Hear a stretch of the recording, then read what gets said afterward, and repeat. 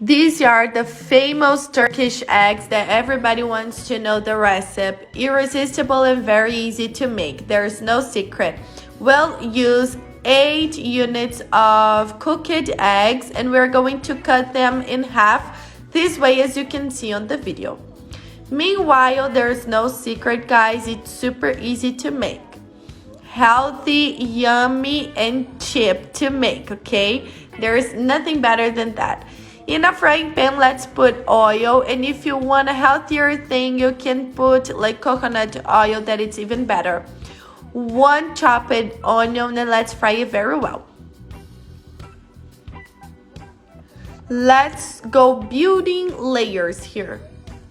After adding the onions, we are going to add red pepper, green pepper. I'm using half pepper of each, and a good pinch of salt. Let's fry all of this very well. You can use your favorite seasons. Here I used black pepper. Enjoy this moment and tell us what city you're watching this recipe from. After frying very well and guarantee that the onion is very fried, let's put some slices of tomato this way. Avoid to put the middle of the tomato, okay? Then let's put all of the eggs this way, guys, in this position. As you can see on the video, there's no mistake, you just have to make this step by step. To finish it, a very special touch to it, it's optional, but I guarantee you guys that you're gonna like it. Put a lot of paprika. The paprika can be the smoked one or the traditional one, okay? And to finish, let's put a lot of grated mozzarella. And I also sprinkled some oregano on top of it.